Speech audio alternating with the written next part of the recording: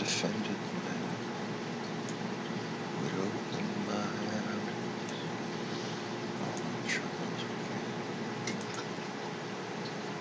I said, ever since the beginning of time, no one's looking me out, someone crying. This man is sent from God, they just can't be denied. They cursed me and grabbed me and threw me outside. I really don't know how. I just know that he's done for me. Yesterday I was in darkness. Since I met him, I can see.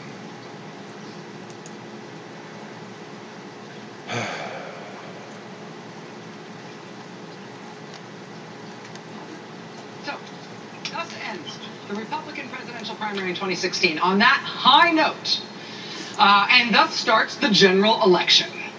In July, they've got their the main story there, obviously, is their bread and butter, mean celebrity exploitation stuff, dying share, broken alone. But then you see on the side, hey, some politics. There's Trump. How I will save America from terror. Following week, this is very subtle, Hillary Clinton, corrupt, on the take, fraud and bribes, crooked Hillary. Where have I heard that phrase, crooked Hillary, before? 2 weeks later, Hillary failed secret FBI lie detector, new email scandal, bombshell, damning report inside the shocking bribe. Here's August 15th, 2016, Donald Trump's revenge on Hillary and her puppets. Who are her puppets? Barack Obama is apparently one of her puppets. That's interesting. Mob connections, shady billion-dollar deals, gay double life. It's a little weird how they put the mob connections bullet point right under Donald Trump on this cover, but I'm quite sure from the context they mean to imply that the mob stuff and the gay stuff and the shady billion-dollar deals, those are all things you're supposed to attribute to Hillary Clinton. Here's the following week. Again, very subtle. Clinton's secret health crisis, mental breakdown, eating herself to death, and Bill Clinton has Alzheimer's and Parkinson's. By mid-September, the National Enquirer reports that it has obtained Hillary Clinton's full medical file. They also found that nice picture of her to accompany that headline. In her medical file, according to the National Enquirer, there is news of her violent rages, her liver damage from booze, 3 strokes, and also Alzheimer's. Then down at the bottom, not sure if this is directly derived from the medical file, but jail Clinton now. It's also there on the front page. Right before the election, this was the National Enquirer's Halloween special. Explosive story that will change the election. 24 years of cover-ups and crimes exposed. Hillary hitman tells all. Smoking gun proof that Hillary paid hush money to hookers? Wait, hush money? Who knew? Who knew did that? This was the following week, part 2 of Clinton's hitman explosive tell-all. Hillary hooked. This is all the shit that Moses Yeltsin believes. On narcotics. Also, gay sex sting. Something involving Hillary being gay in a motel. Oh, so that's where he gets blackmailed the FBI. Not blackmailed by the FBI, but she blackmailed the FBI. Oh. That's a number. Oh, she. Then there was their election special. Well, this was their masterpiece. This was on the newsstands in basically every grocery store in America when Americans went to the polls for Election Day. They really boiled it down for the final push. Hillary, corrupt, racist, criminal. Look at the middle section on the bottom there. Hillary uses the N-word and hates black people.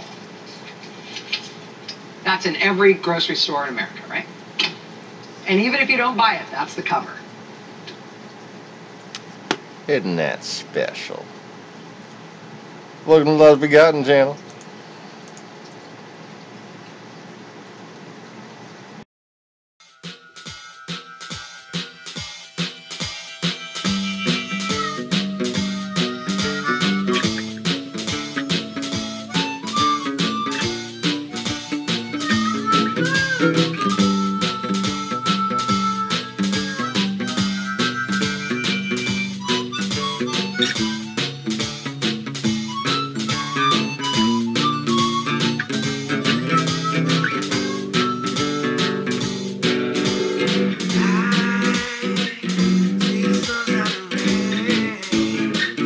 Down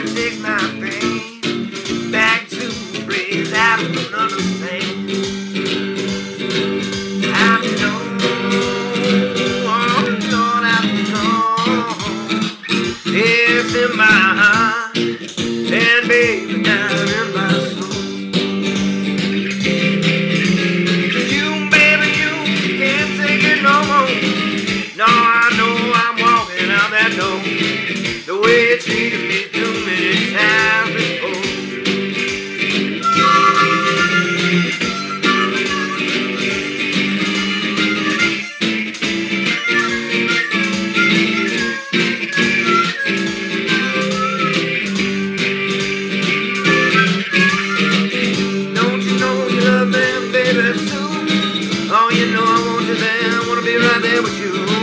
I know I gotta keep you by my side the day I die. 'Cause baby, ecstasy is in my hand. Oh, when I'm holding yours in mine and walking in the sand. Oh, baby, you know it's fine. Now you done and piss me off. You ain't done something you shouldn't have done. Baby, I'm mad. I'm going on. Oh, I'm going on.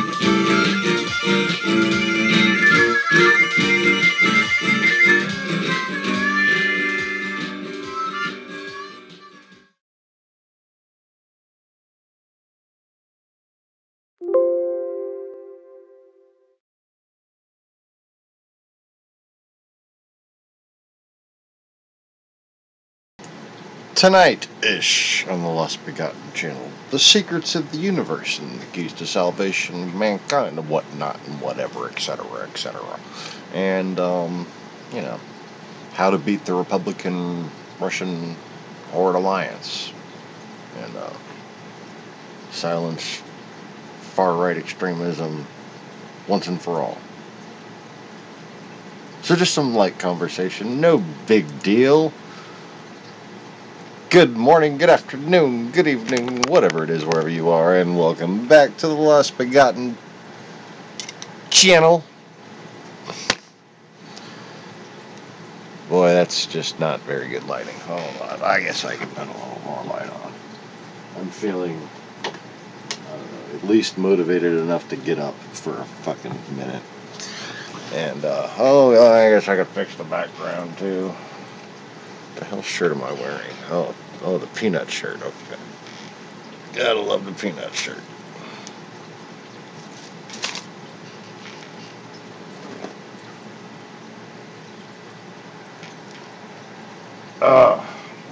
Okay. So, it has been an interesting news day, it seems.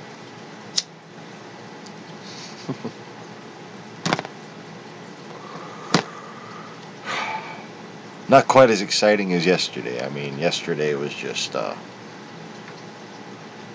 fucking phenomenal. But today was its own little sort of special. It turns out there's a a pecker safe. I mean, a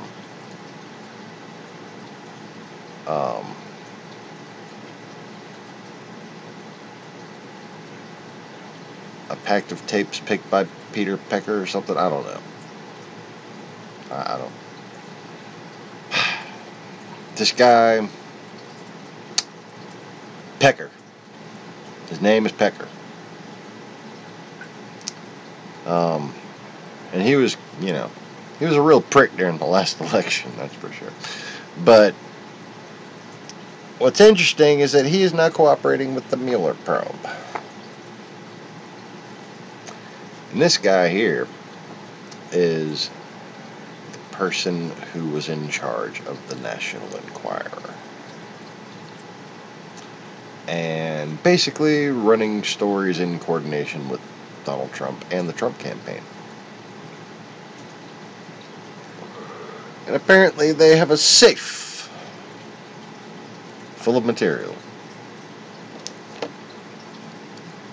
that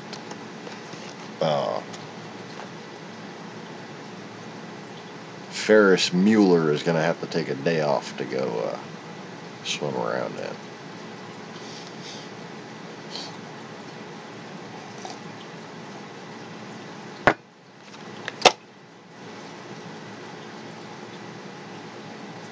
Pecker.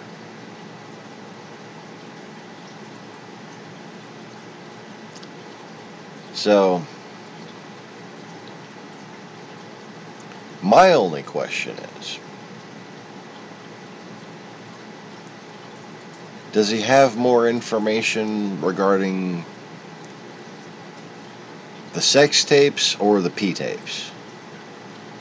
Because his name is Pecker, and you know he's got to have one or the other. And that's fucking funny.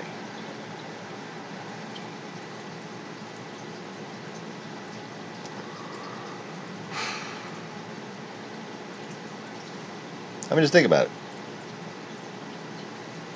A guy named Pecker could have information about the fake president's Pecker. Or fake president's fake Pecker. Or, I'm not saying Donald Trump's penis is fake. I'm just saying he has the psychological complexes of somebody with a very small penis. And I know that Donald Trump would be the type of person to get a fake penis. That's all I'm saying.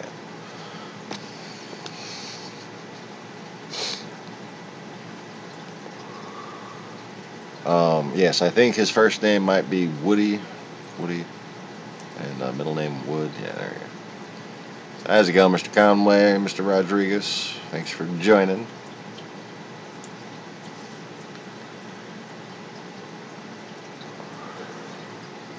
Earlier,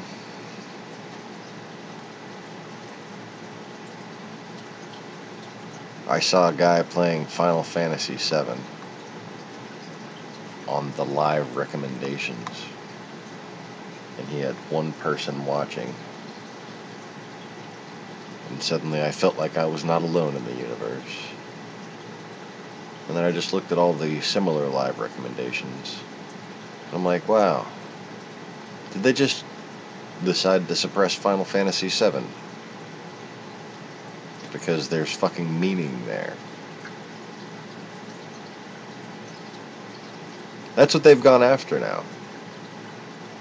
They've basically used this channel, unfortunately, the exact opposite way it should be used. They've used it to find and suppress the important esoterical information that can bridge the gaps between cultures and reunite people and stop their horde from advancing.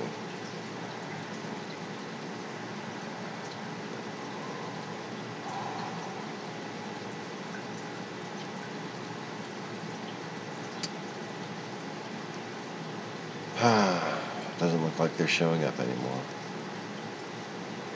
I wonder if he's still up there streaming Final Fantasy VII. He was obviously doing it on a PC platform.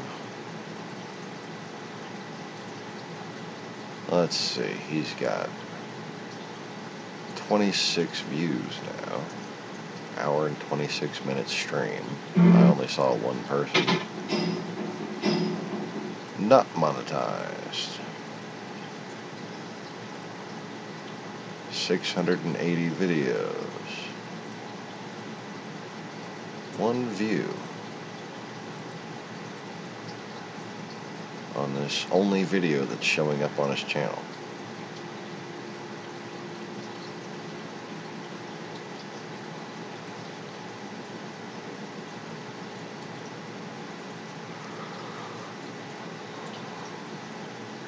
Got a bunch of UFC uploads.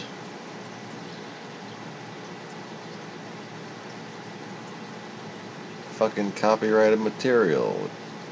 From 1 month, 6 months ago, 26,000 views. 1 month ago, 21,000 views. 7 months ago, let me see if these are monetized. This is fucking crazy. All right, coming up next, it's the UFC middleweight division. Not monetized. This is fascinating. Hold on.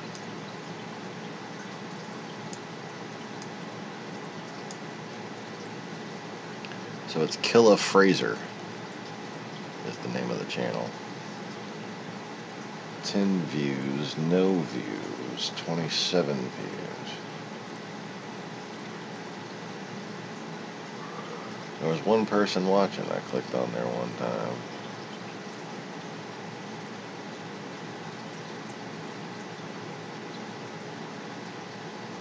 And there's a thing right there. Look at this. There's no video right there. There's no time. Look, there's no little rectangle for the time. See? See, they all have the little rectangle for the time in the bottom right corner of the icon. There's nothing there.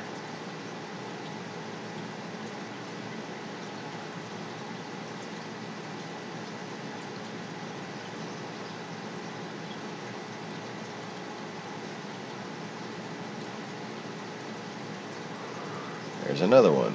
No time, no views.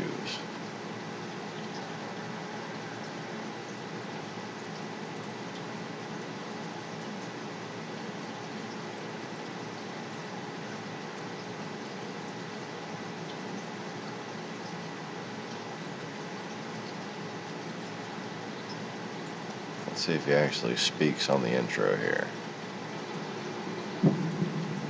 Long ago, we looked upon a foreboding sky.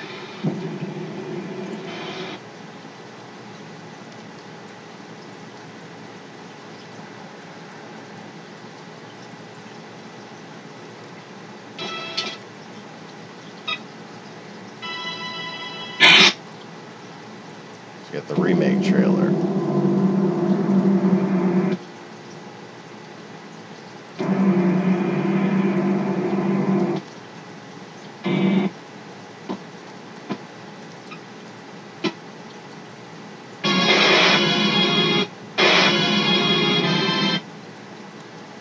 So he's got the remake trailer and then just goes into the game.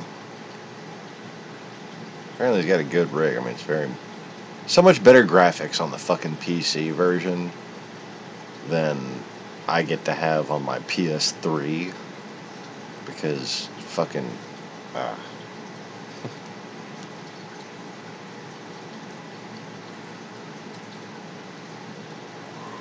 Let's just say if Sony didn't piss me off in some way, they probably wouldn't be quite so vulnerable. Because, well, one should at least rationally assume that to achieve a point where spiritual guidance is possible, one should at least attempt to maintain some sort of spiritual purity. Or at least equilibrium. However, by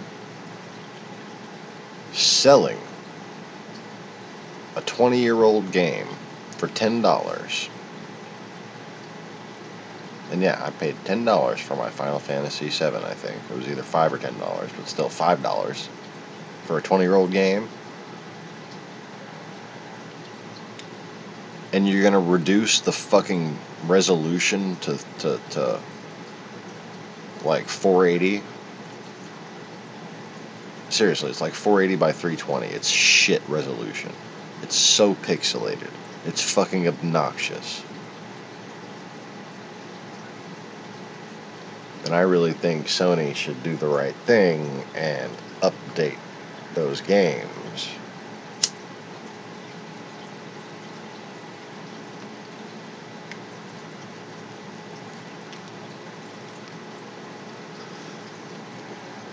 But, you know, apparently it's just a couple of decent people and then Russian intelligence that watches my fucking channel.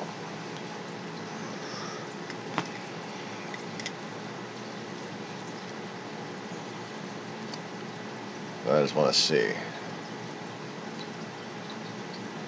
So really, just like that many UFC uploads.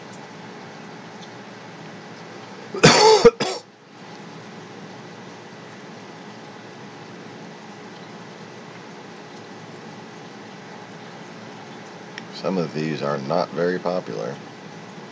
So gaming and UFC, and then gaming and then UFC. And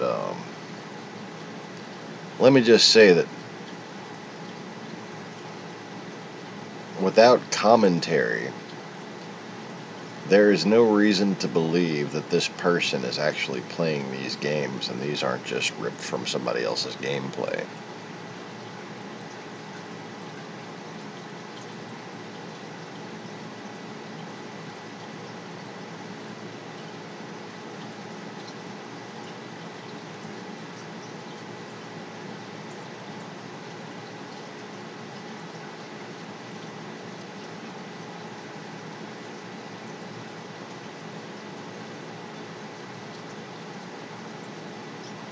So, ripped gameplay and... oh, UFC gameplay.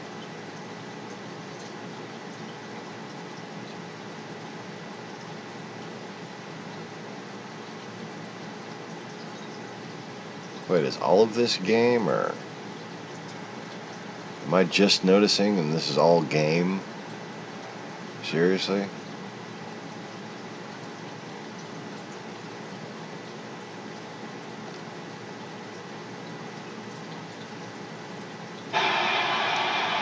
It's a fucking video game. Hold on.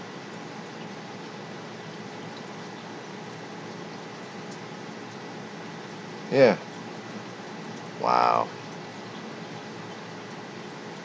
I guess I should have, like, focused my eyes on the shit. So it's just a gaming channel. But, like... Here's my deal with shit like that.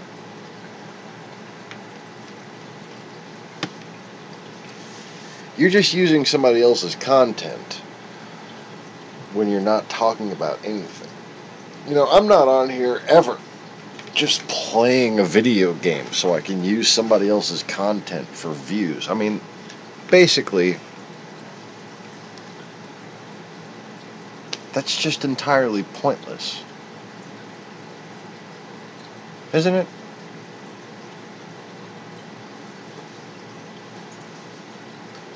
You know, it'd be one thing if you're sitting there doing, like, instructional shit. That live stream earlier, it said it was instructional. Mastering materia and more. There was no commentary. There were no instructions. There was nothing. It was just fucking gameplay. It was actually forwarded gameplay. And I don't even think the fucking uploader understands what the hell he was uploading. Because during most of what I watched, it was just a guy fucking leveling up in this one spot.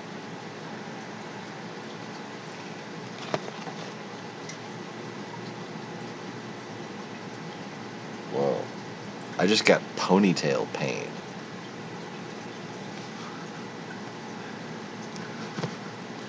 How long has it been since I had a fucking ponytail?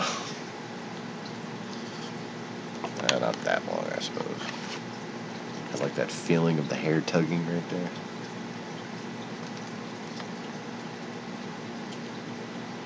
So anyways,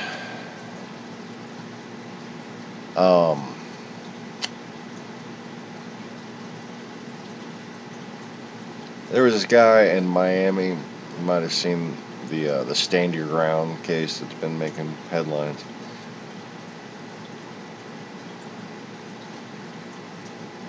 He's just like a random fucking dude harassing basically black people for not parking in the right spot. And you know, if the store wanted to do something about it, they'd fucking do something about it. Like, nobody cares but this guy, right? And he goes and he's fucking with this guy. I mean, he's straight out, like, picking a fight with this fucking guy over him parking somewhere he's not supposed to. You know, you're not a fucking cop. I mean, Jesus Christ.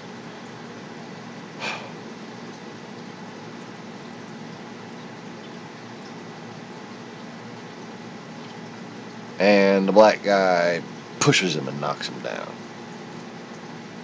It was like a push, like the way I push people, you know?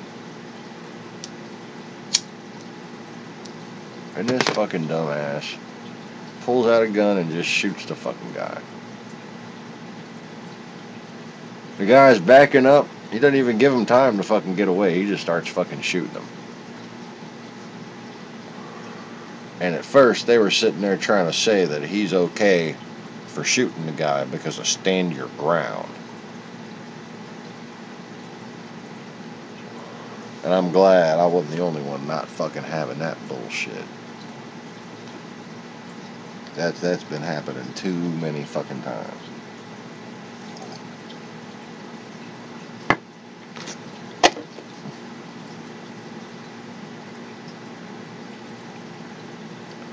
And now he has been arraigned. I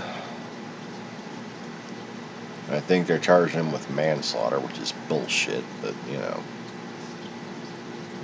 should be fucking second degree.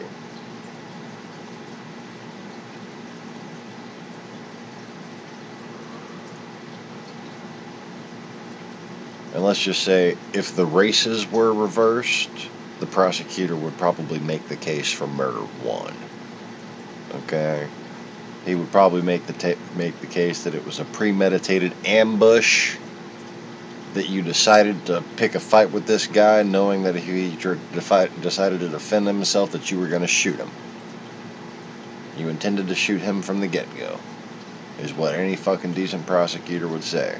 Because this racist fucking asshole going around fucking with people with a gun on him, he's planning on shooting himself a fucking black person, okay?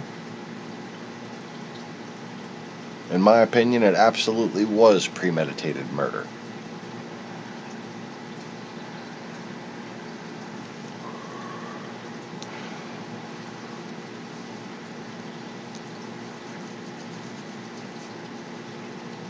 Now, if he had never been there before, if he didn't have a record of doing this, you know, this guy had been there harassing other people of color at that same location.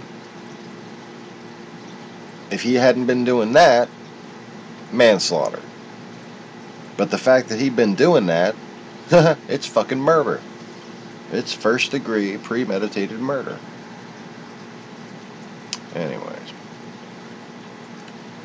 So, Trump, having not tweeted about Africa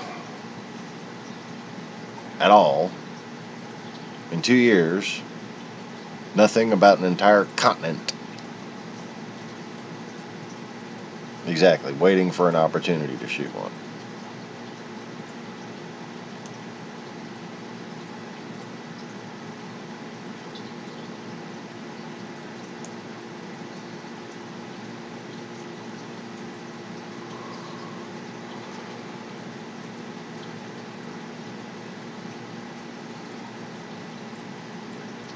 Anyways, so Trump's first tweet about Africa is talking about the fucking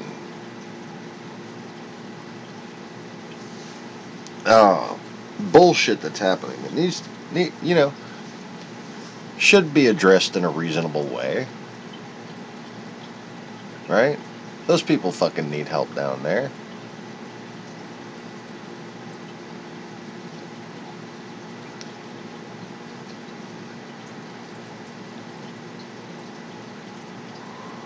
But he's going to go and basically hyperbolize the situation with the South African land requisition or whatever.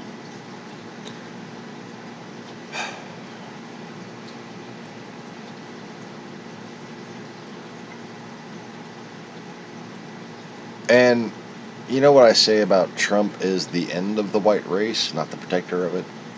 He could have simply been responsible and said that there have been murders of white landowners. And he goes and says, massive killings. Just like ranting and raving like a fucking crazy person about the shit. Supposed to be president of the United States.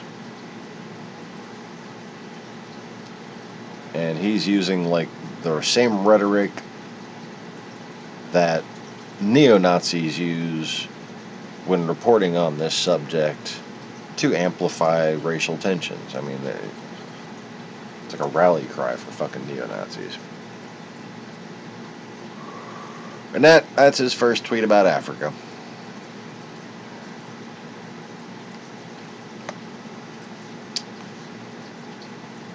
Next thing you know, he's going to be talking about the albinos.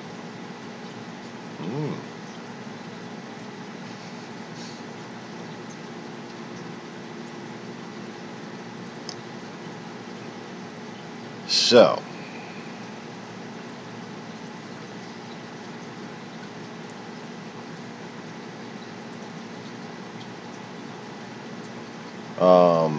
we might be seeing 2 more indictments here shortly.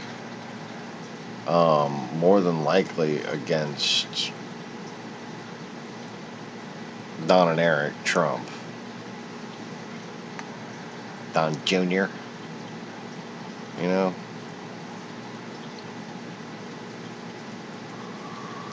Especially considering that on top of Michael Cohen's testimony, we now have David Pecker.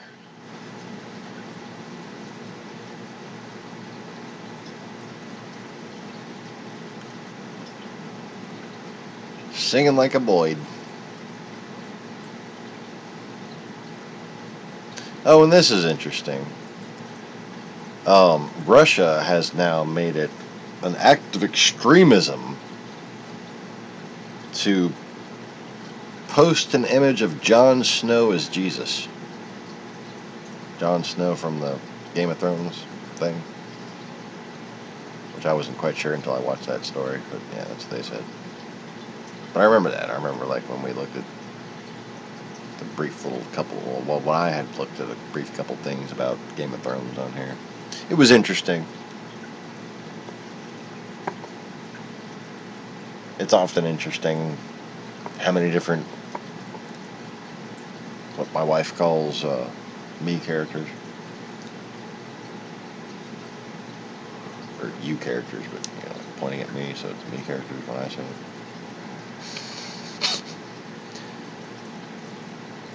How many of them have the name John? Or Jonas? Or Daniel? Or Noah?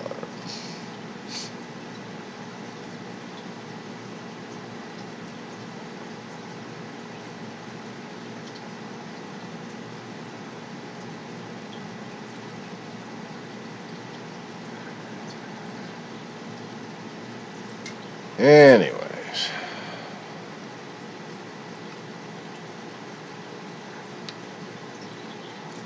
So we had this NSA leaker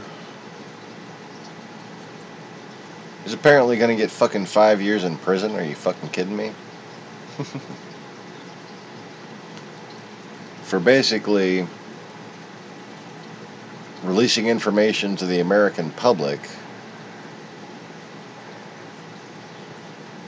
that states are having a hard time getting from the federal government so that they can protect their own election systems.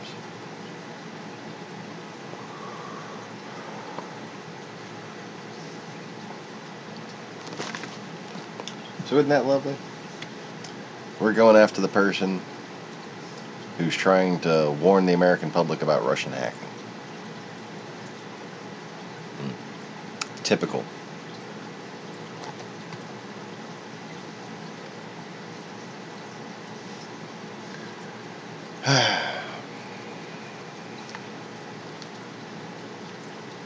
So anyways, let's see what else is going on here in the news.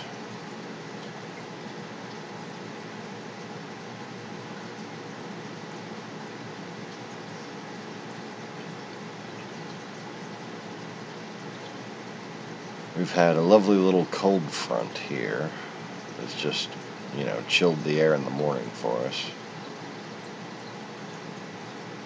Which is nice for me because I got to be out there in the morning. So, having it not already hot and muggy as soon as you fucking open the door outside is pretty sweet. And we've had a big hurricane hitting Hawaii.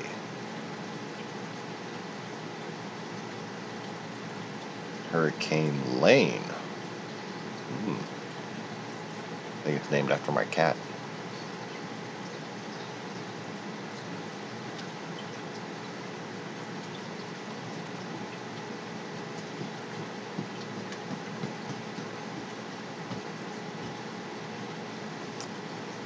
"27 years of Ukrainian independence."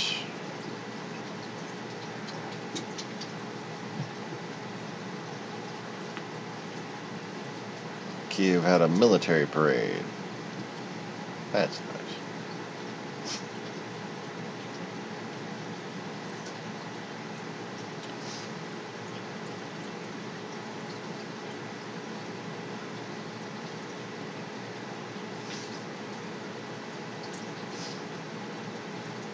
Australia apparently has a new Liberal Prime Minister.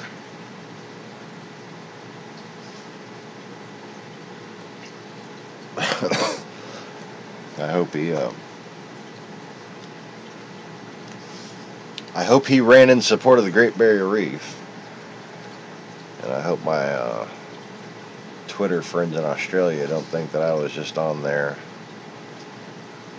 trolling on behalf of somebody.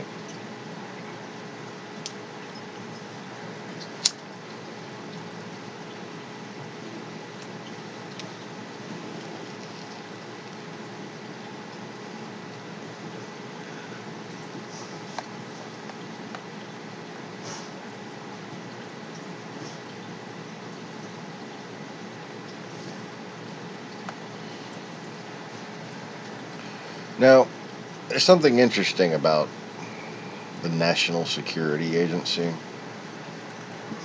You see, if anybody had jurisdiction for the fucking, my theory of the sting operation to actually be taking place, it would be the National Security Agency. They have basically unlimited jurisdiction when it comes to national fucking security. And it's funny how much of a Trumpist McMaster was in the beginning. And then he basically got fired for not being very Trumpy. And John Bolton, he's pretty Trumpy fucking Trumpist. And now he's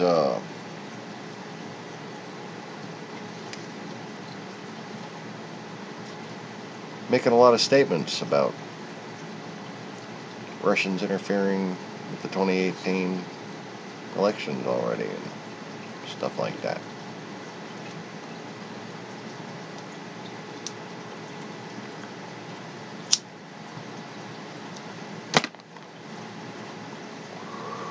And it just makes me think. He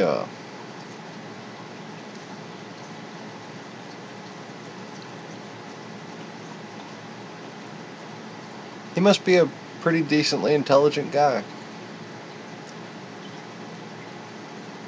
Because if he became part of the National Security Agency and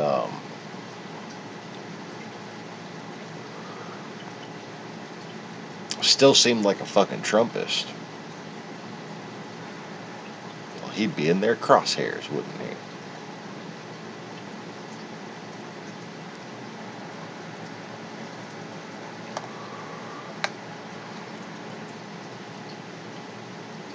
So the fact that he's just kind of,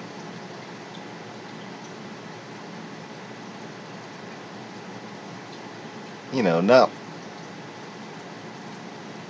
he ain't no McMaster, okay,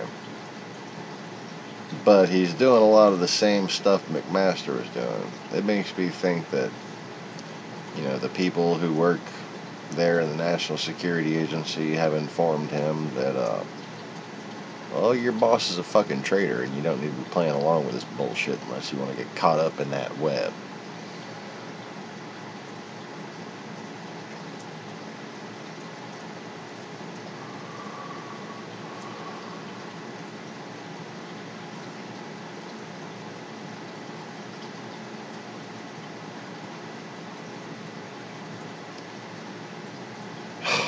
Betsy DeVos is considering using federal funds to arm teachers.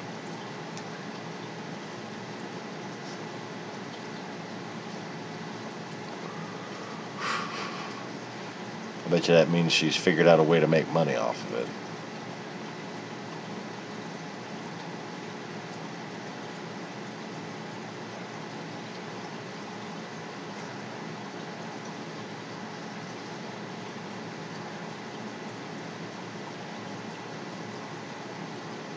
Say what? Lucerne County in northeast Pennsylvania is one of those industrial communities that has fallen on tough times over the years.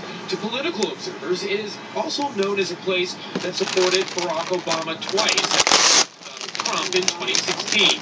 Ben, how did it go today? In the aftermath of the legal bombshells involving Trump's former attorney, Michael Cohen, and campaign chairman Paul Manafort here in Lucerne, voters like Anne-Marie Lenahan, a registered Democrat who voted for Trump, is so encouraged by the economy, she says she can overlook allegations of Trump's infidelity. Unless the money came from campaign funds, then I don't think that it's good.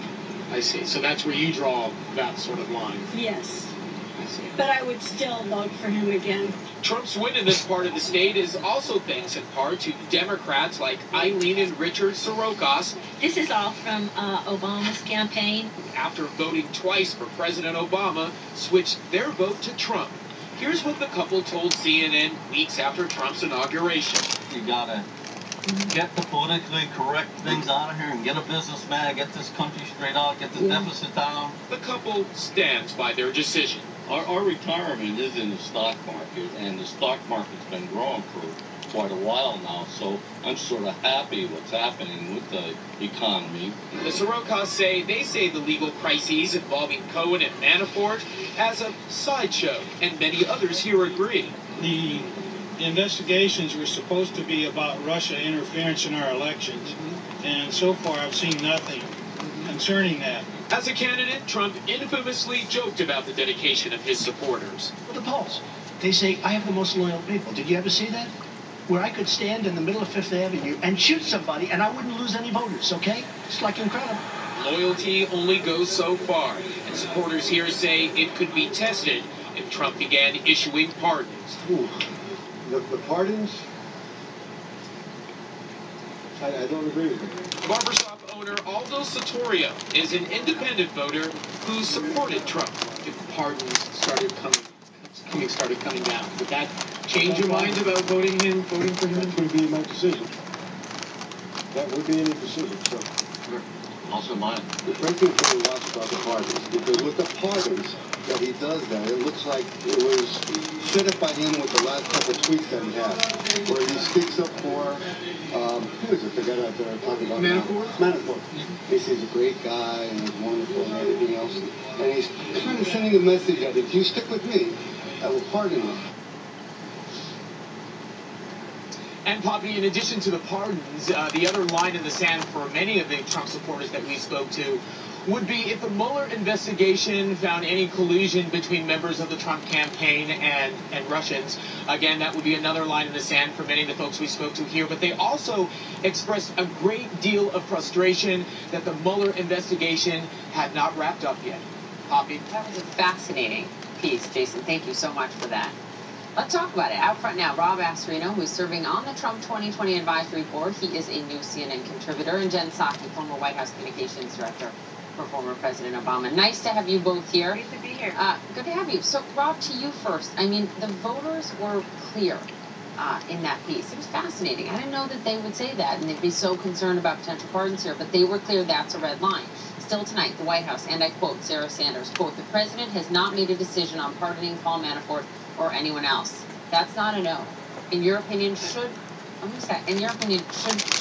Trump White House right now close the door on a possible Manafort pardon right now? I don't think it matters right now because the action is going to speak. And if he doesn't do it, or at some point he comes out and says, no, I'm not going to do it, or doesn't ever speak about it again, it's a closed issue. Well, why do you think it doesn't matter when all those Trump voters just told us it does matter? By the way, I agree with that. I don't think he should. Not because he can't. He has absolute power to do that. Any president does. But why even give them the room to speculate? I don't think he should. Worry. I honestly think absolute he should not what? ever even consider it or issue a pardon, because I think that sends the wrong message. All right, Jen, there is no such thing as absolute power within the fucking American government, you fucking moron. Yes, in the sense that it would continue to energize Democratic voters about how outrageous this violation of the rule of law is, and it might make, as we just saw in that piece, some independent voters, some people who are on the line, question whether this is a guy who is draining the swamp or if he's a part of this, you know, corrupt Washington that they hate so much. I mean, just on that point, Rob, to you, the swamp, right, that the president said he was going to drain.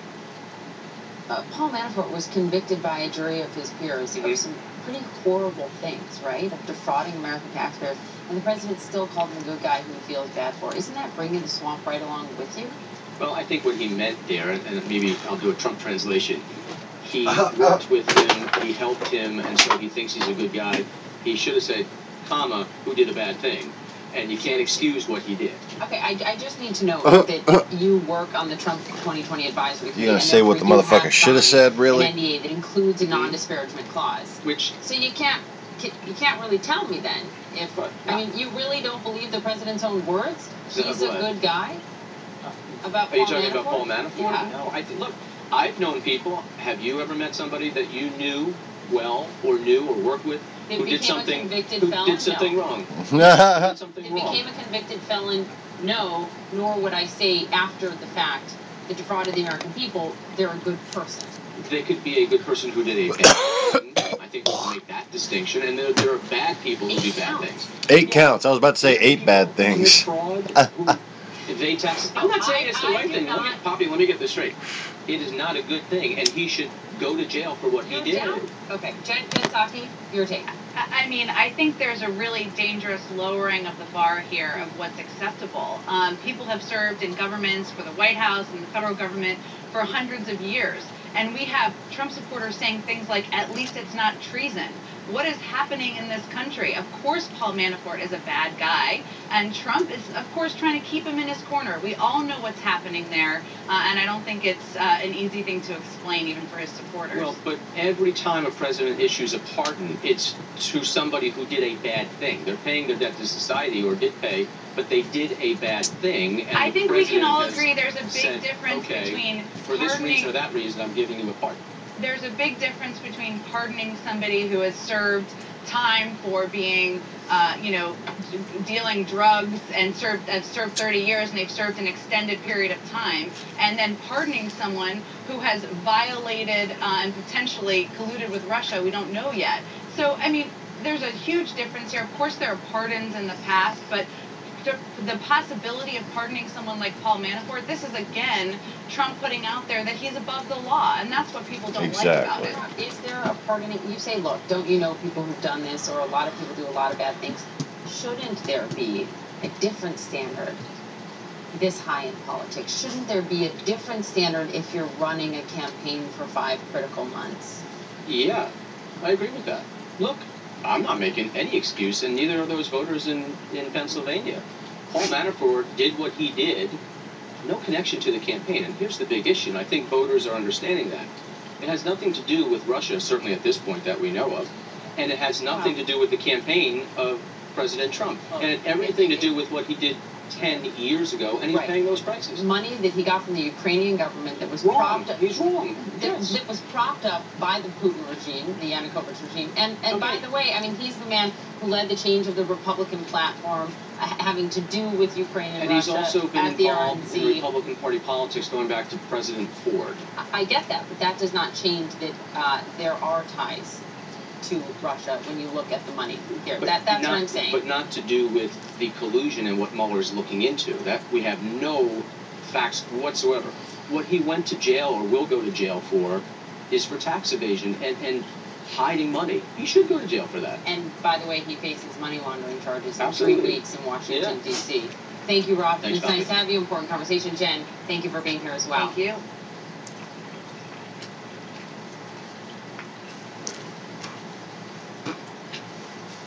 Right? Money laundering for the Russian mafia is more than just a bad thing.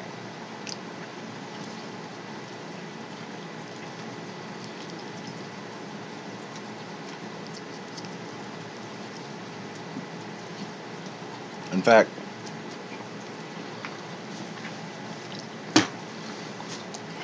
there are less instances in which murder makes you a bad person. You know, that's a bad thing. You know? Guy catches somebody fucking his wife, kills him.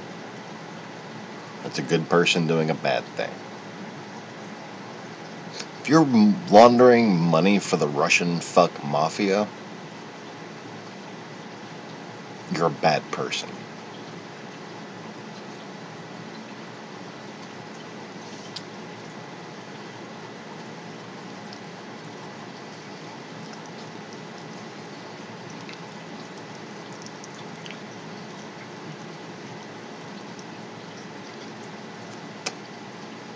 Licorice stick.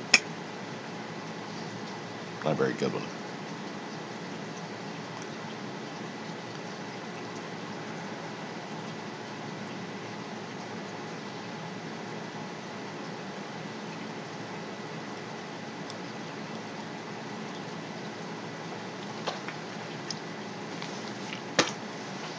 I have had my first furtherment of damage since starting my licorice stick treatment.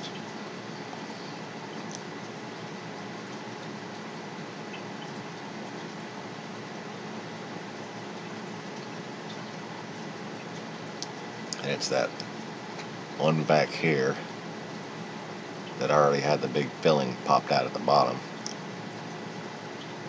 It's been impacted by my wisdom teeth.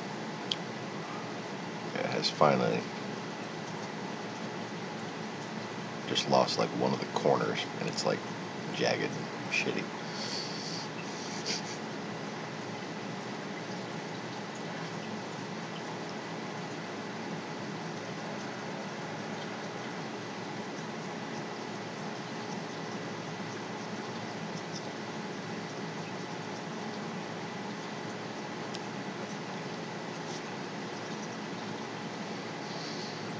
So anyway,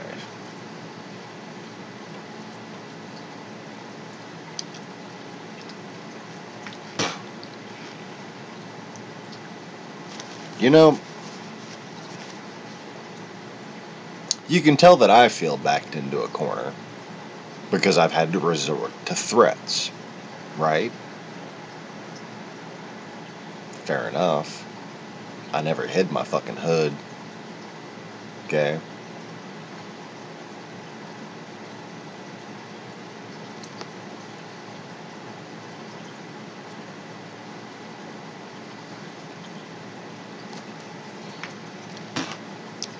I'm pretty sure Trump's feeling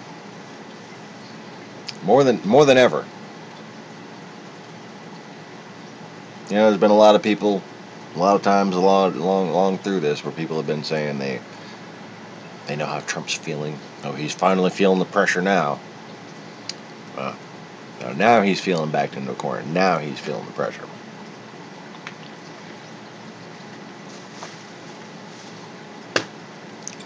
Because he and Giuliani are making threats.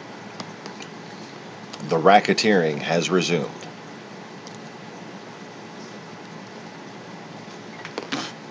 The same racketeering that they colluded with the Russians to terrorize the American people with. Yeah, and that's what they did. They fucking terrorized the American people.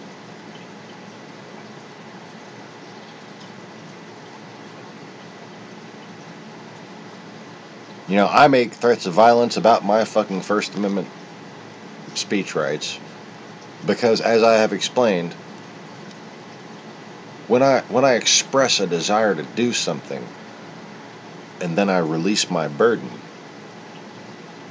it enables karma to take its course. Okay?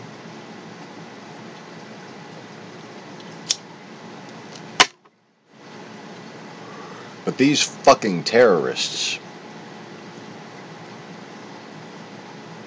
colluding with Russian fucking terrorists, were threatening to riot, threatening to organize an insurrection. They were racketeering against the federal government. They've been racketeering against the FBI. They've been racketeering against the Mueller probe. They were racketeering against the Obama administration. They were threatening them with violence while harassing and intimidating their supporters.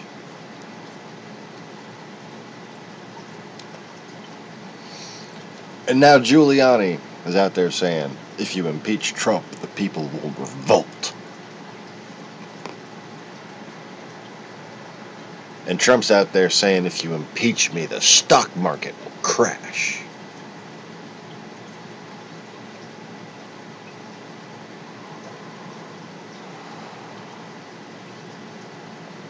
Oh, but Hillary.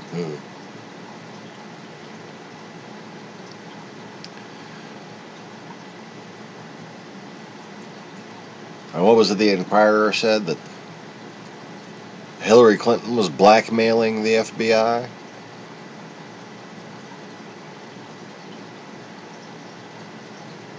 How about the systematic intimidation of federal law enforcement officials?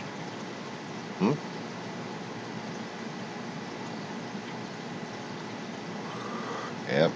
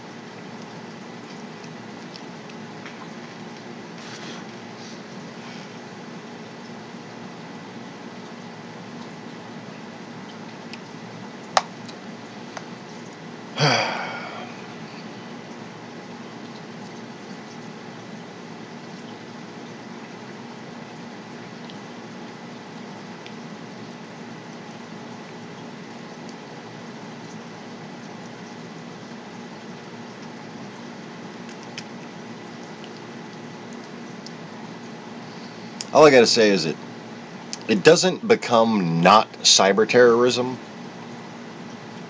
because traitors help them do it. You know? So if it's still cyber terrorism, then Trump is an accomplice to fucking terrorism.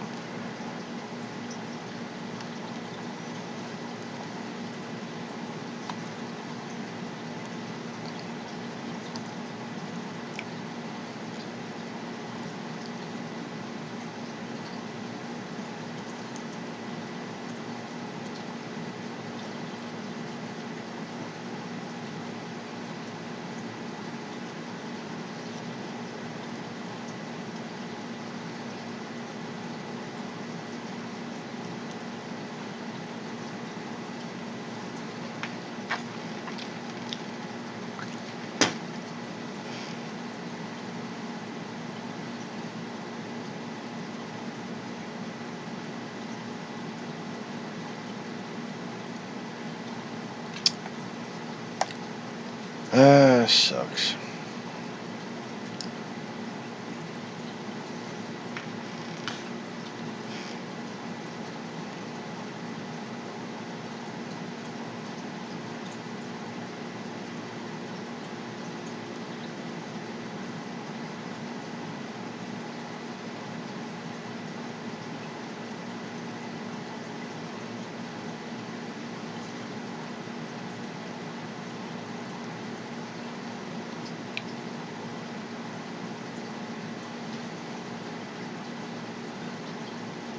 Rob Ferretti's selling his vet. Oh, is that a different vet? Yeah, it's a different vet.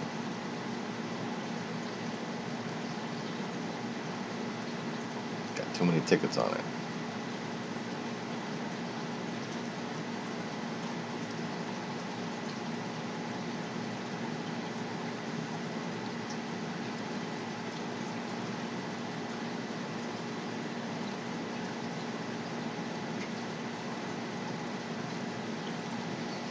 Former Ford executive has been named special envoy to North Korea. Jeez.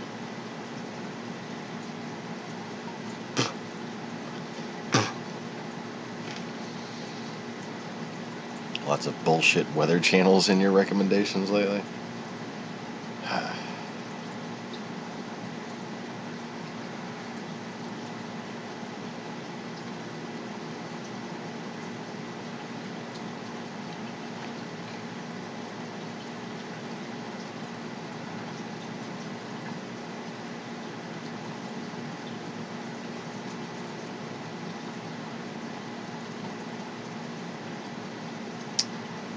So yeah, expect Bolton to be on the hot seat pretty soon, because he seems to be being argumentative with Russia.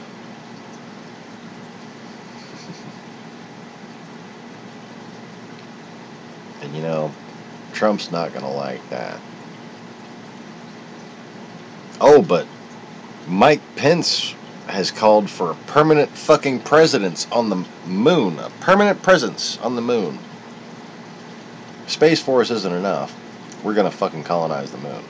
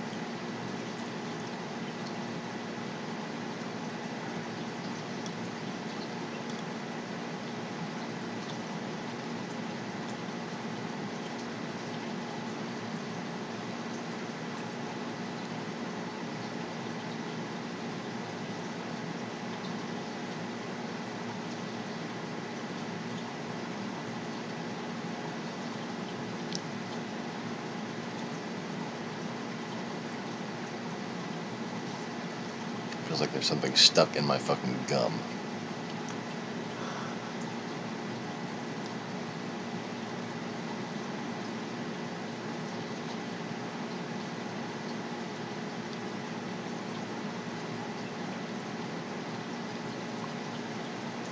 astronauts to the moon. Ha ha ha ha.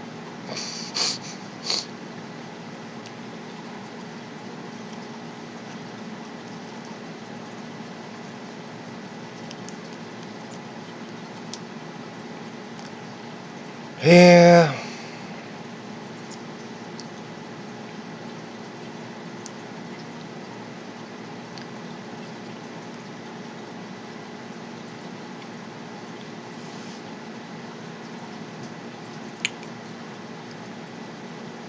Bolton. Well, it looks like the Aspen Institute has uploaded some videos. Let's see. The president's words matter. We should watch what Trump does, not what he says.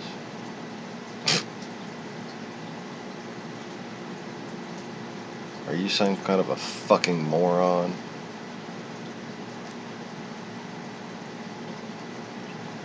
Think about as you think about Trump.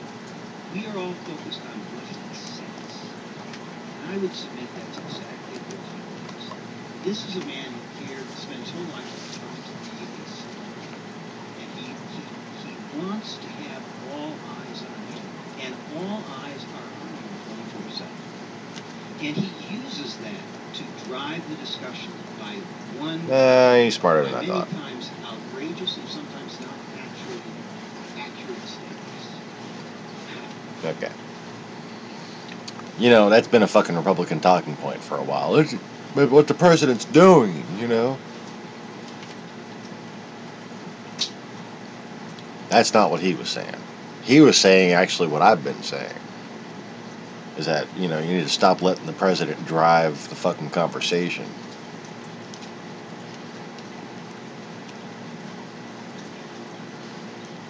Vladimir Putin has two modes, humiliate or dominate. Yes, that's about right.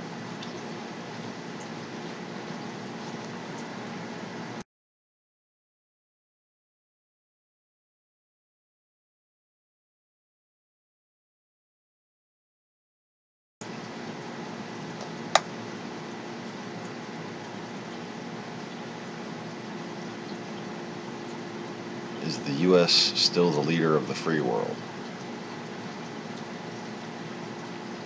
No.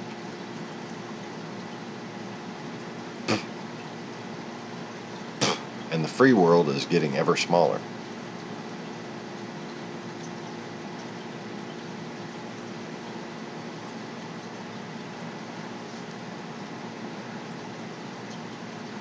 And Trump is apparently going after Sessions again.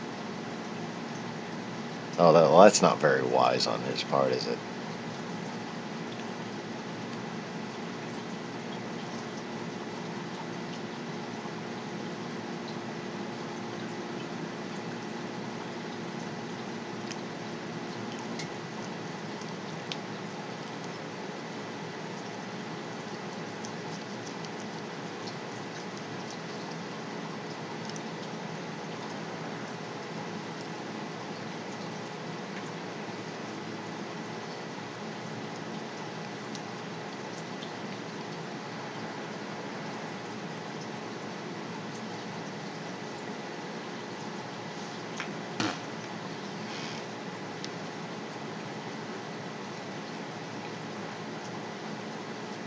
Russian election trolls shared bad vaccine info.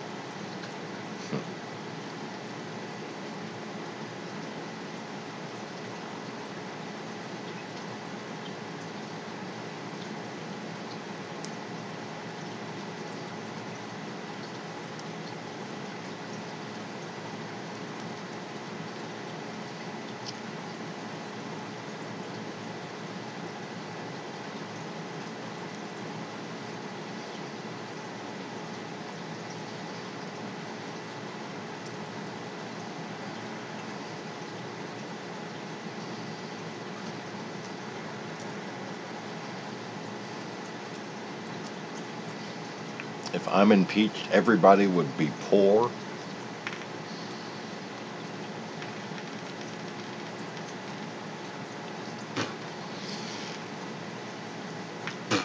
So he's threatening not just a stock market crash, he's threatening a fucking depression. if I'm impeached, everybody would be poor.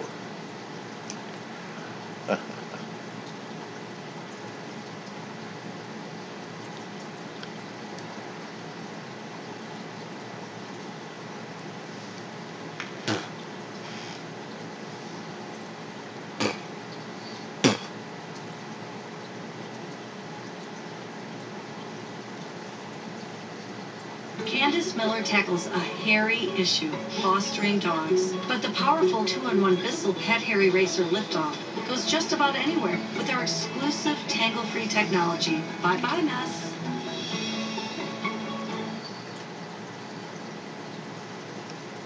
For the first time, we are hearing from a juror in the Paul Manafort trial. This juror, a Trump voter, reveals she was hoping Trump's former campaign chairman, Paul Manafort, would not be guilty. But she says the evidence proved otherwise. I thought that the public, America, needed to know how close this was and that the evidence was overwhelming. I did not want Paul Manafort to be guilty, but he was, and no one's above the law. Juror Paula Duncan also revealing in the end a lone holdout of the jury saved Paul Manafort from being convicted on all 18 counts. We all tried to convince her to look at the paper trail. We laid it out in front of her again and again, and she still said that she had a reasonable doubt. And that's the way the jury worked. We didn't want it to be hung, so we tried for an extended period of time to convince her, but in the end, she held out, and that's why we have. And the judge accepted that shit? Joining us now, CNN legal analyst Joey Jackson, a criminal defense attorney, and Ashley Banfield, host of HLN's Crime and Justice with Ashley Banfield. So, Ashley, your reaction to juror Paula Duncan, a Trump voter, now saying she was ready to convict Manafort on all counts. I think we had the same reaction. Slack jaw, for starters. But then if I had a dime for every time there was one holdout in a case, I don't think we'd be sitting here. That's true. Do you know? Yeah. But here's the deal, though. You look at that and you say, if he's headed to the District of Columbia, where the jury pool is entirely different and not quite as friendly, he is in for a really rough go, a very rough ride, considering many of the charges are similar. Yes, there are different ones, but it's the same kinds of fact patterns that they're going to lay out, right? So if you're a Paul Manafort at this stage, looking at 8 to 10 years, there's a whole reason for only 8 to 10 years. That's really the reality of the sense of guidelines. Yeah, even though it could be dozens of years. Well, right now, honestly, you can add them all up, but the way the guidelines are formulated in federal sentencing, it's really about 8 to 10 years for the New York problem that he's just, cultivated. He's only 69, so he's got a shot at life afterwards. But in D.C., if you want to add those charges, he doesn't have a shot. So knowing now what they know about the way that jury reacted, I sense that he is thinking long and hard about cutting a deal to get the heck out of D.C. So that may be what Manafort is thinking. I'm wondering what Mueller's team is thinking during that, Joey, as they're thinking, we were one juror away from a slam dunk on all counts. Yeah. What's their big takeaway going into the next trial? I think the takeaway, first of all, is that the jury system works. I'm heartened by what we saw there, and let me just explain why. You have this very diplomatic juror who we saw, who, I'm sure was very frustrated having listened to all the evidence. You remember they came back out and they said, give us an instruction on reasonable doubt. And that's why we always say you never can really read back if it's for everyone or for one person. They're trying to convince this person. But the fact that she's a Trump supporter and said, look, the evidence was overwhelming, establishes to me it worked. It also establishes to me it worked, Donna, based upon the fact that you have one holdout, right? To Ashley's point, if we had a nickel for every one holdout, that's how it works. You have people who evaluate things differently. I think if you're on Mueller's team, you're knowing that we have compelling evidence. And absent this one person, we could have gotten really unanimous as to all 18 counts. So I think it emboldens them. It establishes that they're doing what they have to do. They are put to the test in a court of law by defense attorneys who are scrutinizing that evidence, and they're overwhelmingly presenting favorable evidence to these jurors. She talked about the evidence, and it wasn't who testified, it was the paper trail that That's really right. is what she said made it obvious to her that this charge was in fact a conviction. But Ashley, the juror also said she wished Manafort had testified, and she wished the defense had done more, had said more. Remember, they didn't put a single witness before this jury. In retrospect, Manafort's team mess up? If I had a nickel for every time the defendant didn't testify, I'd also not be sitting here, although I love sitting with you. But I will say this, I don't think that would have helped. And I'll couch that by saying this. That juror also gave us an indication of how she felt about the last important witness on the stand, Rick Gates. They tossed it all out. Yeah. They had no interest in hearing anything that Rick Gates said, as excruciating as that material was for Manafort. Now you put Manafort up on the seat, and he's facing all of this ugliness. And they're confronted with all of his documents showing that he's not particularly honest. And I don't think that would have spelled, anything better for him than he got. So, yeah, it's true. I think jurors want symmetry, right? If one person goes, they want to know what the other person has to say. But you have to evaluate that against being savaged by experienced prosecutors who are going to make you look really bad. And to the point of why the system works also, remember what this juror said, that he seemed nervous at his gates, right? Any witness can seem nervous, but he was self-interested because of the deal that he cut. And as a result of that, they threw it out. That's why the documentary has it, right? The hardcore evidence that they have when they're pouring over papers and documents and emails and text messages and bank accounts and everything else. That's why that's so compelling. But it's hard for me to know. Look, we don't know the composition, Republican, Democrat of the juror. We know about her, right? Because she said who she supports. We know this lone juror, we could surmise who they support, but they're there doing their job. And we also, right, they went out for 3 days really evaluating every single count. And I just think as a person who does this, you're heartened by what they do. Civic responsibility. Flipping, because Rick Gates flipped, right? And that made him. Yeah, but the president tweeted today, we shouldn't even allow this. This should almost be illegal. That's not part of the process. This is the process. Rick Gates flipping, anybody flipping, it's how the legal system works. If we didn't have that, you wouldn't have any convictions anywhere. And guess what? He flipped, and they still didn't care. So the justice system worked. That guy flipped. The jury didn't like that he flipped. They discounted what he said, and they still convicted partially. So this whole tweet from the president about outlawing flipping is just balderdash. Let me just remind our viewers that the next trial is on September 17th. That's when it's scheduled to start.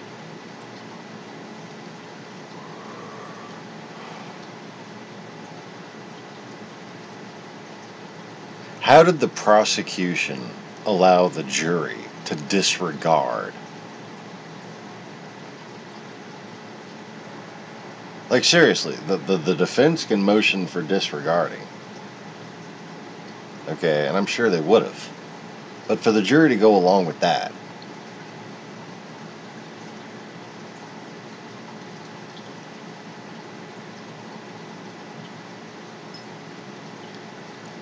that's just fucking retarded.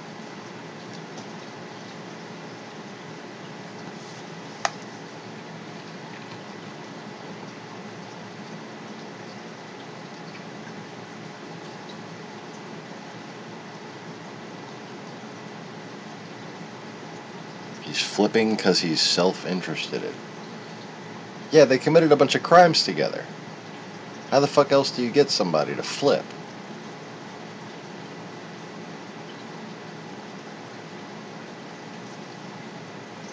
Boy, they got to them. They got to that fucking jury.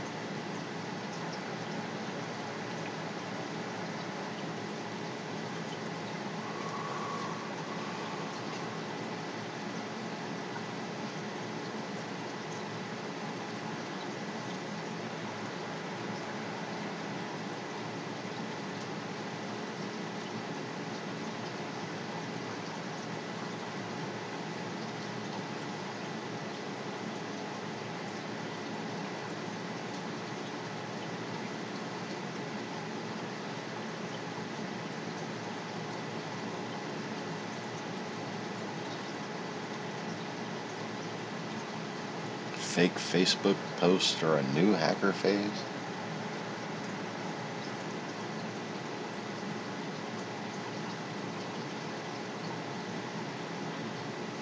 Boy, she looks like a communist.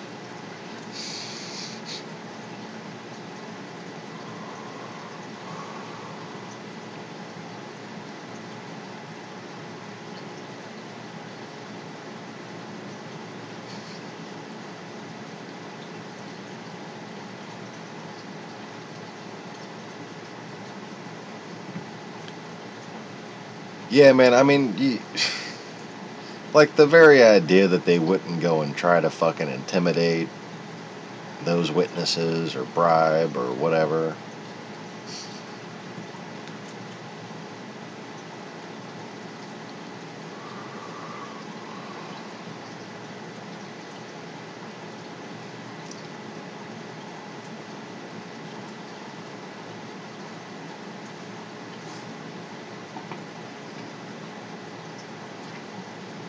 And like, seriously, how can a fucking Trump supporter be on that jury?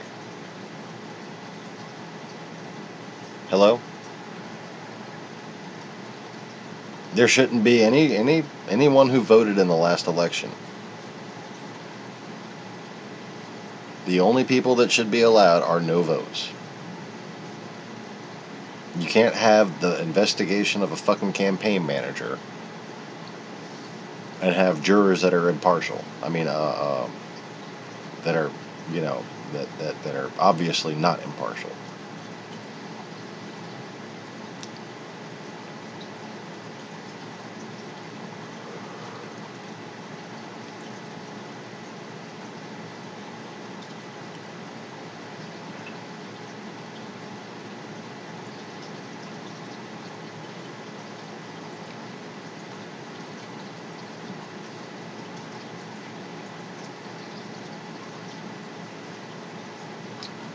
Apparently, Russia's making another push in Ukraine again.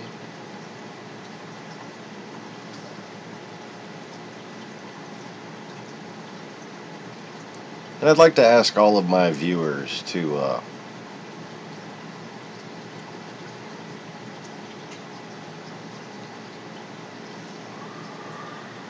inform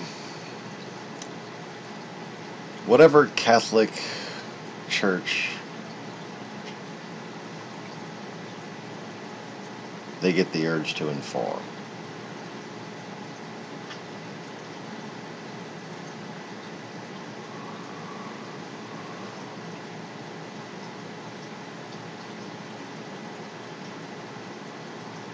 Tell them that the one they seek is here, and he awaits their confession.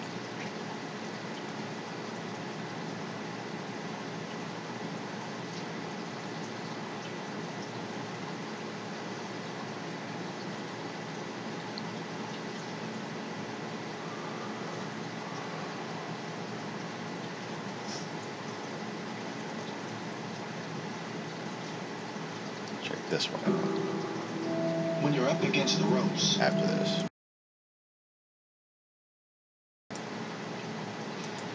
Welcome back. I'm Poppy Harlow in New York, and with Michael Cohen's guilty plea, new details about the National Enquirer's relationship with the Trump campaign have come to light. Cohen admits that he worked with American Media Company. That's a huge media conglomerate. They own...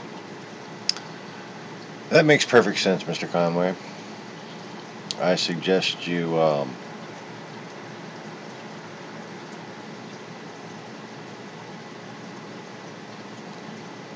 contact who you think might wind up along his route.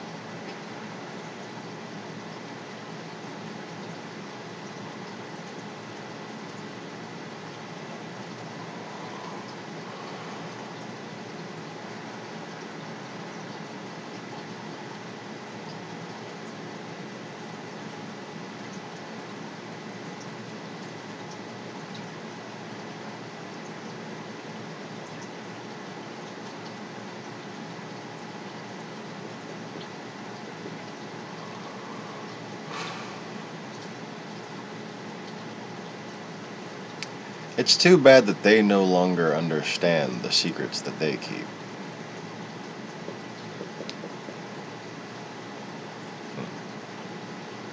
Well, I suppose so.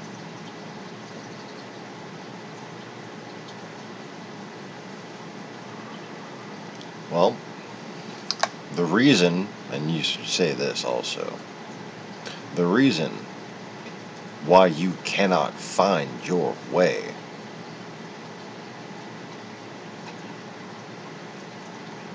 is because you have denied my return. And I don't think they've simply failed to notice.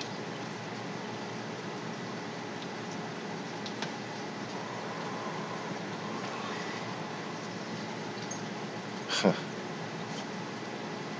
the National Enquirer, and he worked with them for a sole purpose. The purpose was to bury stories that made then candidate Trump look bad. Okay, it could have hurt him in winning the presidential election.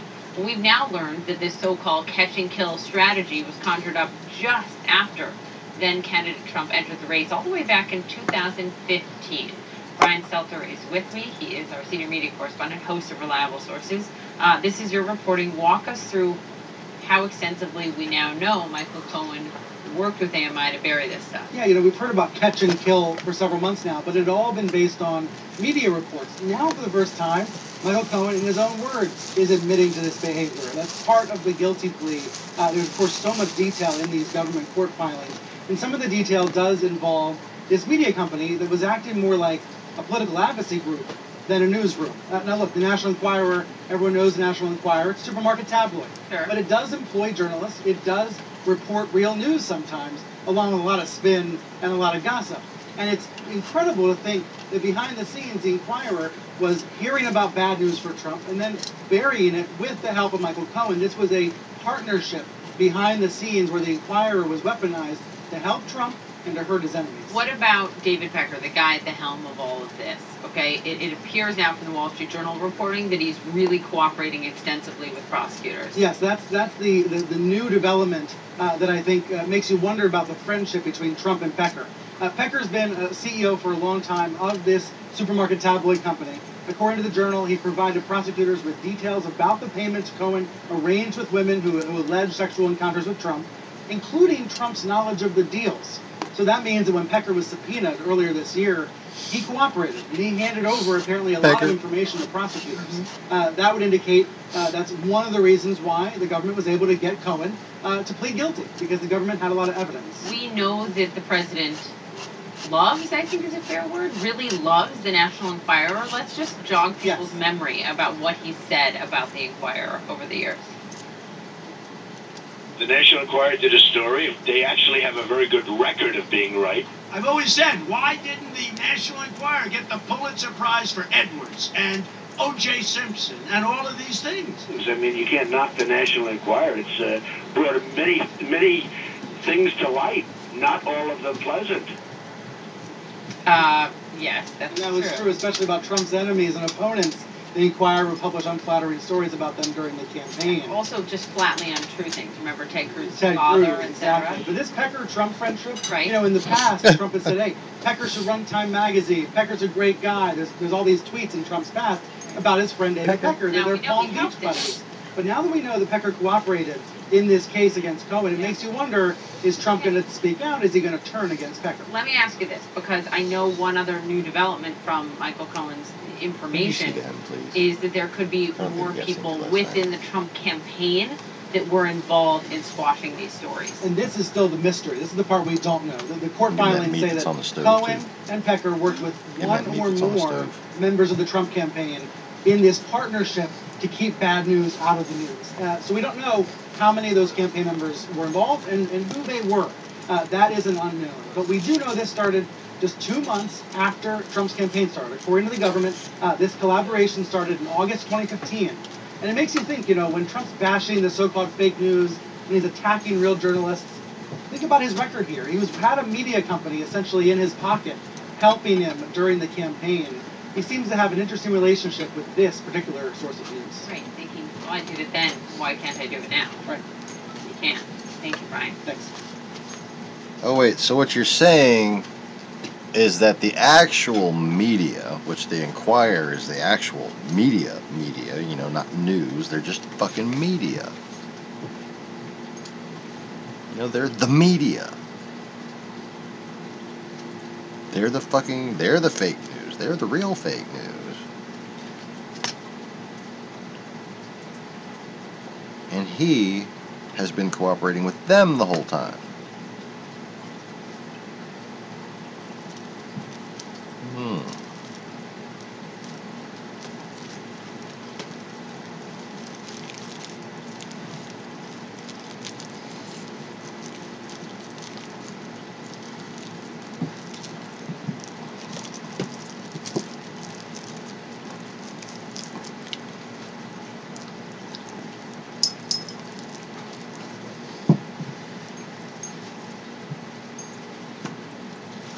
fascinating, isn't it?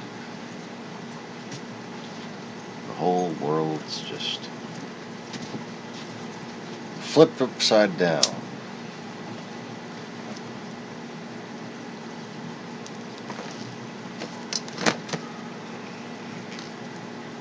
Every valley shall be exalted.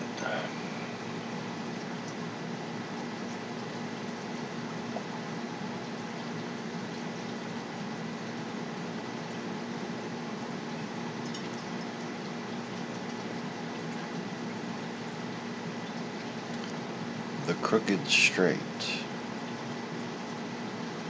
the rough places plain.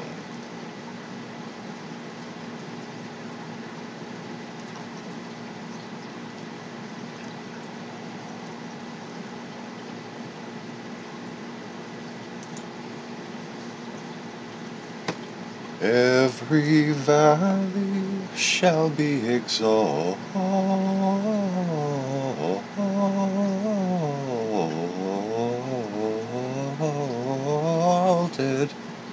and every mountain and hill made low, the crooked straight.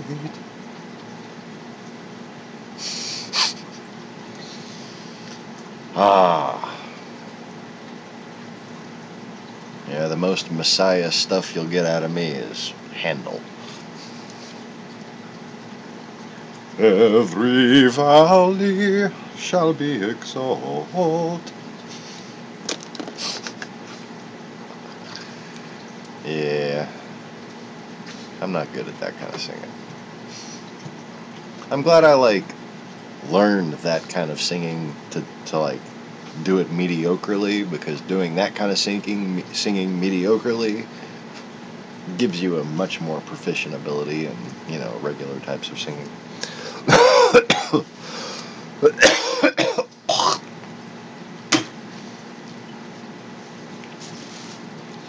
Now, in my own defense, I sounded much better back when I was in college and we were doing the scales and stuff every day. You have scales and warm-up exercises and vocal exercises that you do to make sure, that you're in tune like a fucking instrument, man.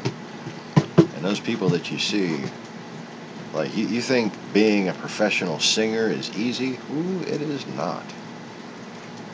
That takes some genuine work. Especially when it's people that do all the dancing and choreography. My God, those are some hard-working people.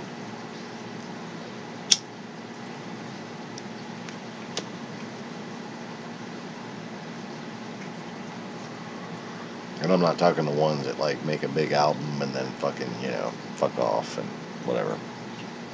Do a bunch of drugs and make clothing lines and stuff. No, I'm talking about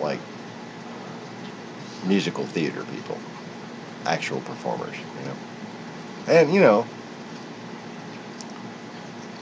some of your big fucking pop stars and shit, you gotta give them credit for the fucking work they put in too, but still.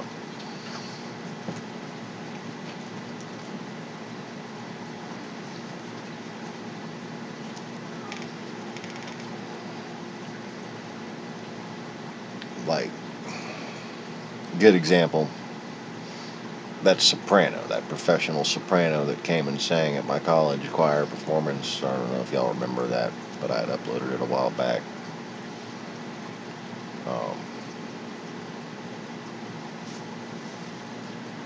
It's been a while since I listened to it. You want to listen to it? I don't know if y'all are actually fans of that kind of music, but I really like it. And I'm just wondering if I could even fucking find it if I searched for it. I'm going to put the Lost-Begotten in there and everything.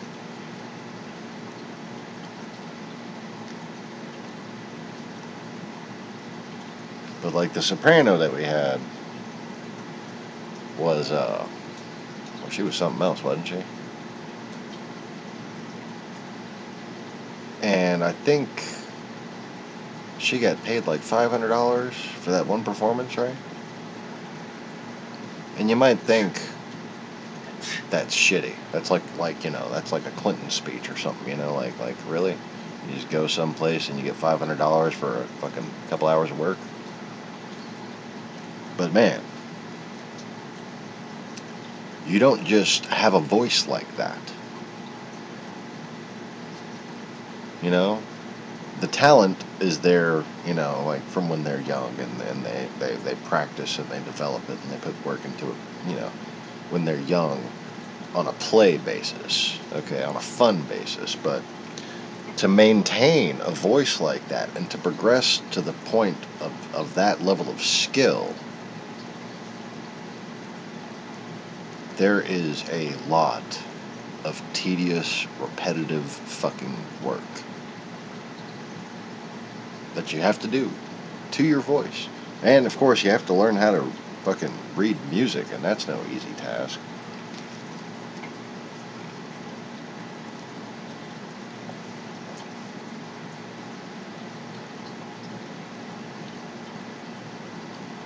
Anyways.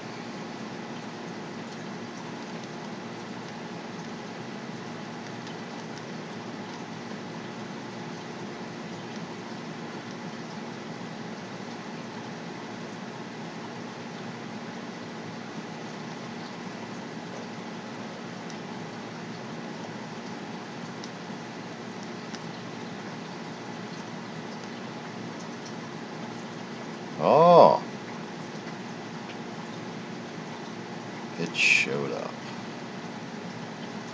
You know, of all the different people who had recordings of our performances, and considering how many different ACCs there are in the world, in this country, there's a lot of different A. You know, the town starts with A, and then community college. Okay.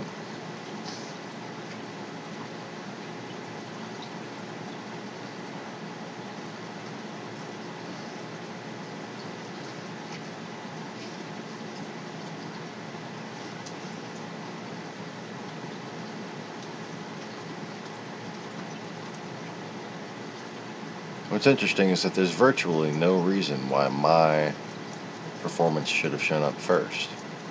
You know what I mean?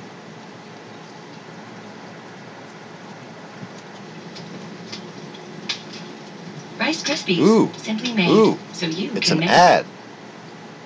Oh. 122 views. The Easy Reefers channel. Did y'all see the new spider video? That's bitchin', huh?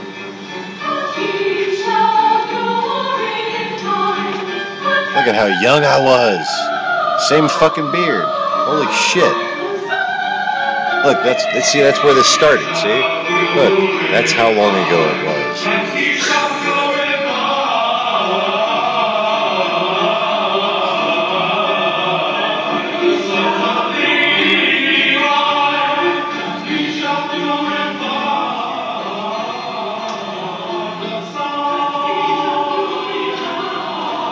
That was kind of loud.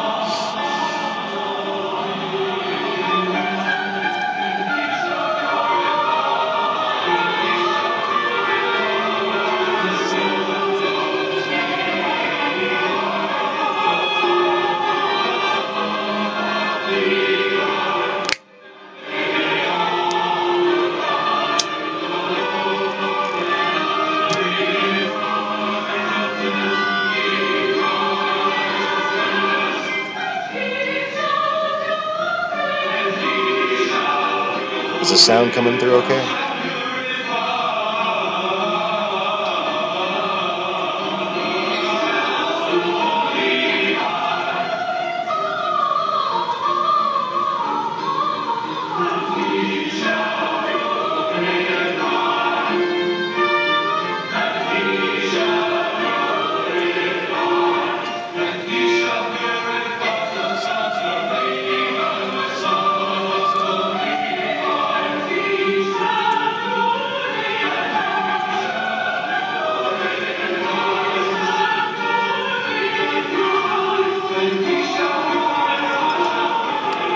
There's something about the experience of being in the midst of that, and like the overwhelmingness of the sound when you're in the midst of that and singing as a part of it.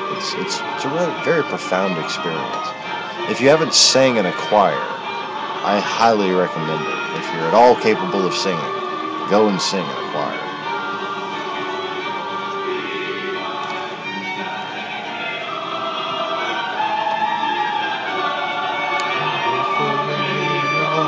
Righteousness, righteousness.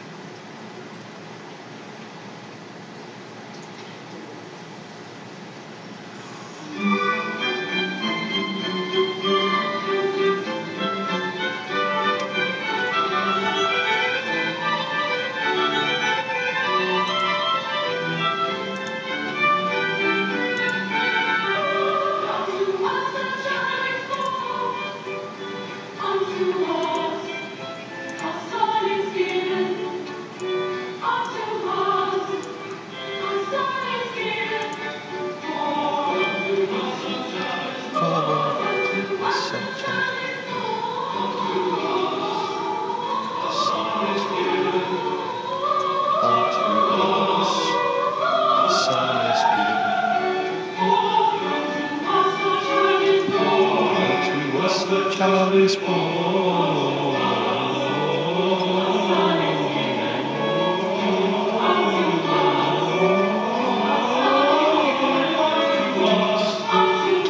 Son is given.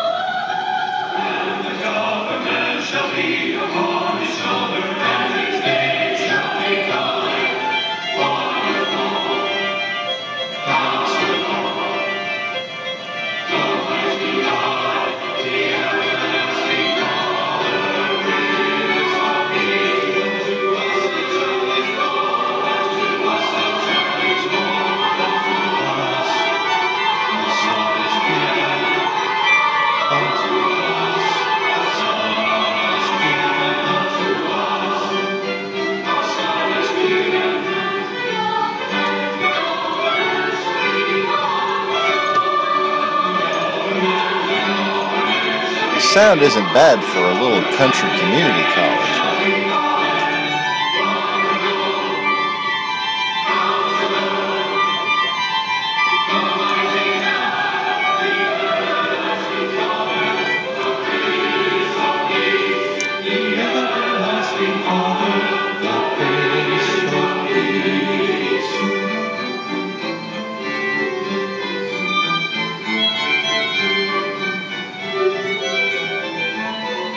Love those major thirds. Oh.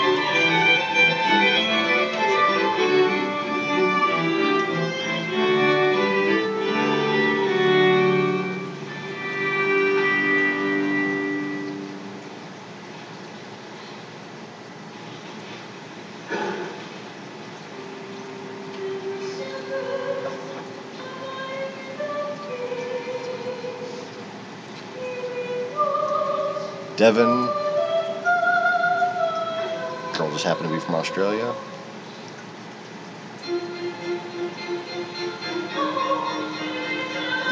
My fucking... Wait, yep, that was her just then. I don't remember her name. That's the one that said I shouldn't speak.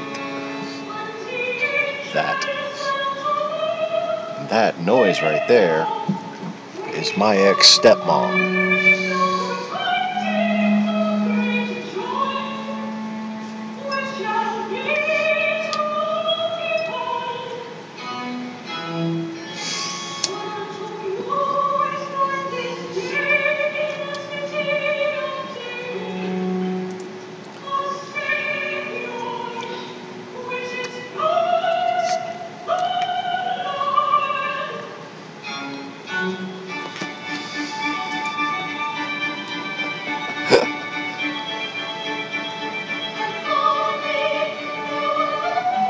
That's Devon's sister. And check out this fucking note she hits.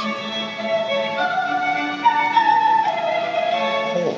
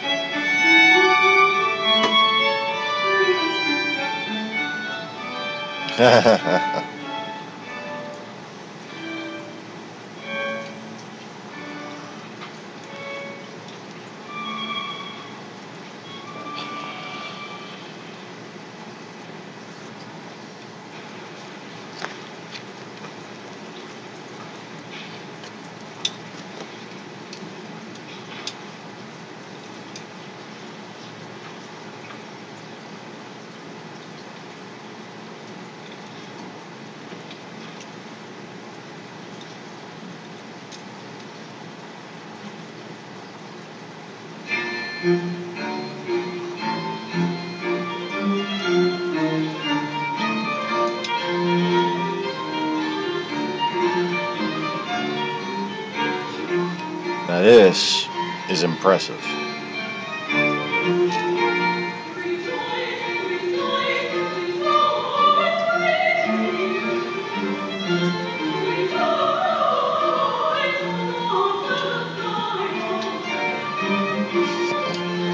My dad was like, holy crap, and zoomed in.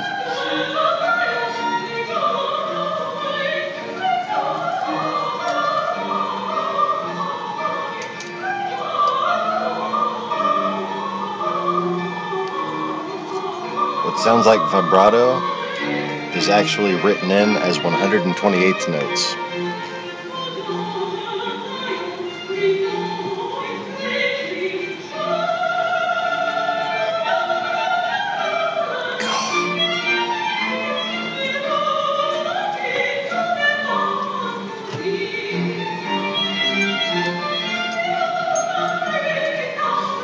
that guy behind. It's like, oh my god. And all the like the girls in the choir are just like bitch faced.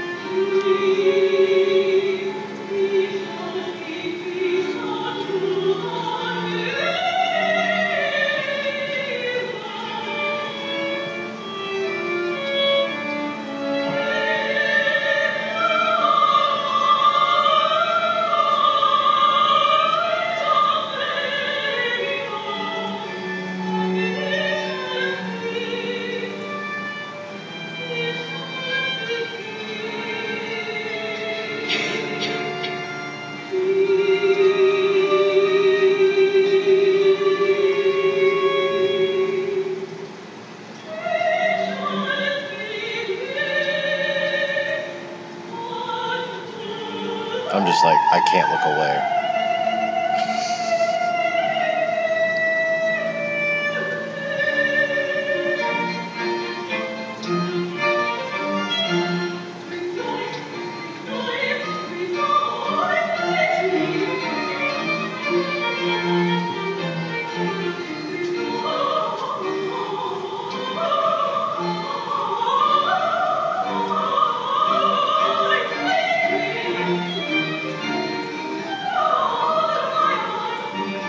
O daughter of Zion, O daughter of Jerusalem.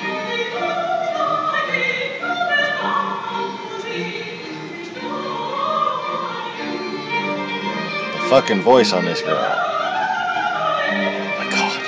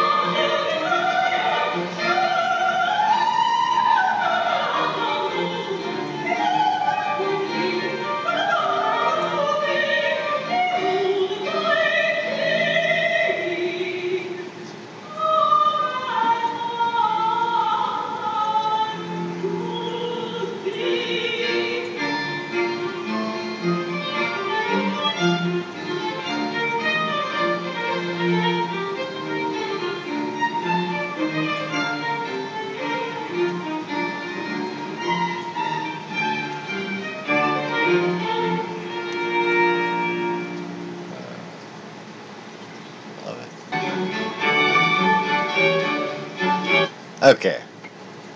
I'm just going to end on that one because it's wonderful.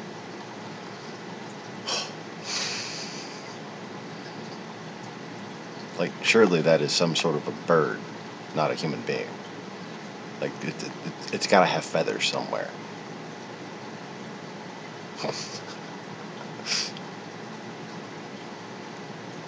Anyways, so how are you doing, Emily?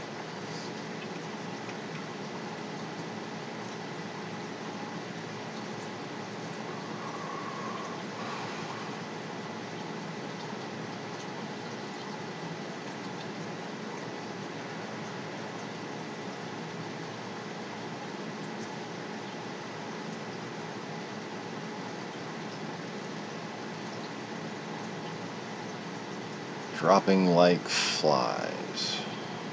I don't know if I'd go that far. But it seems to be getting harder and harder and harder to say. He did nothing wrong. There was no collusion.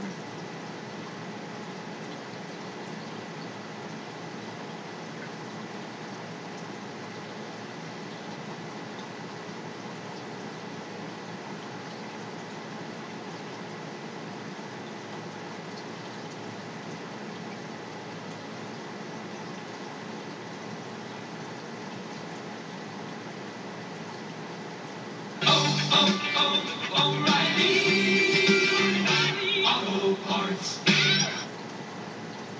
Woohoo. Okay. No, fuck you. I'm not trying to play the fucking video, YouTube. You just gotta go and fuck with everything, don't you? You just gotta go and fuck with everything, don't you? This is what I gotta fucking deal with.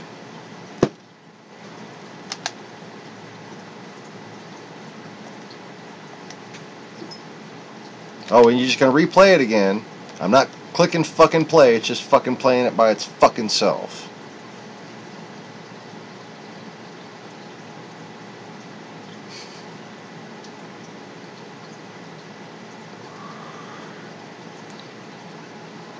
Their objective in manipulating this interface is to make it only useful for useless people.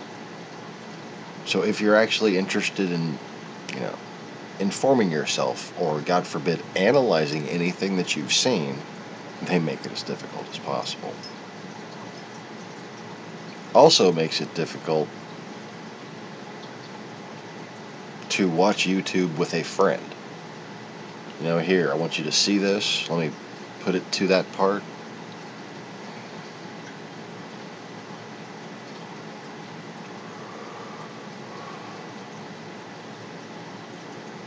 So,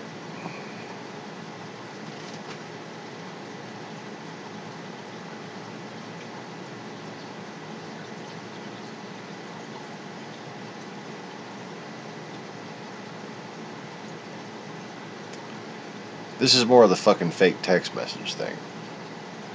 I warned y'all about that over a year ago because,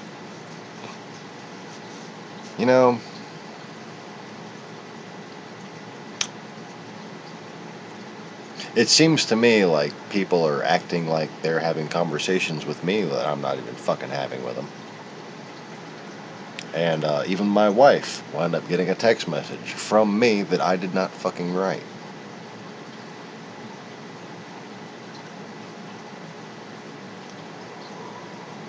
And now there have been multiple people losing their jobs in this country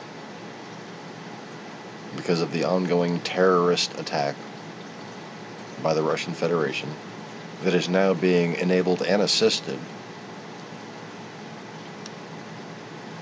for targeting purposes for political effect by the Trump administration. Just imagine that. You get a text message saying it's from your fucking boss, and you just stop going to work. You think they fired you.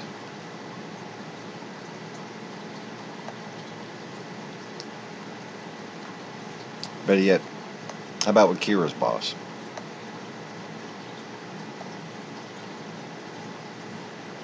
Why was Kira's boss just tripping all of a sudden? Did she get a message from Kira?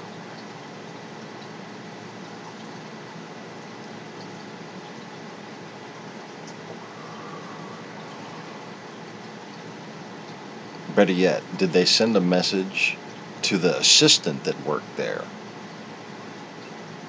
posing as Kira, saying, "The truth is, I really just can't stand that bitch," or something like that? Now understand this, my wife was working very hard at that place. She had reorganized that lady's file system. She had become a backbone of the operations there. She gets sick and they fucking fire her for it. It really played out weird. And it really made Heidi seem like a fucking crazy person. But it would all be easily explainable if that assistant that was working there for answering the phones, who, Kira and her talked a lot, or the other retired lawyer lady there that was kind of like a paperwork analyst, Kira and her talked a lot. If she and her private conversations regarding, working there, sent a fake text message, and they showed it to Heidi, this is one thing that kind of negated everything else she would have been saying. Would explain a lot. And now we're sitting here like, oh, thank God, every time somebody sends us $40.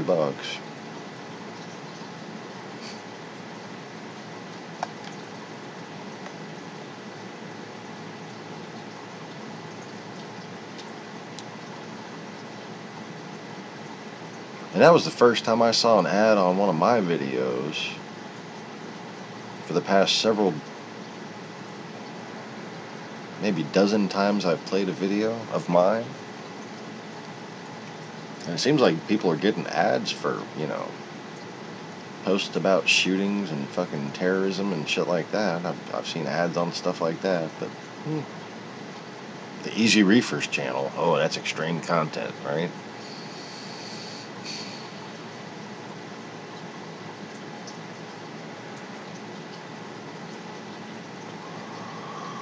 Bolton is headed to Kiev as Ukraine violence escalates.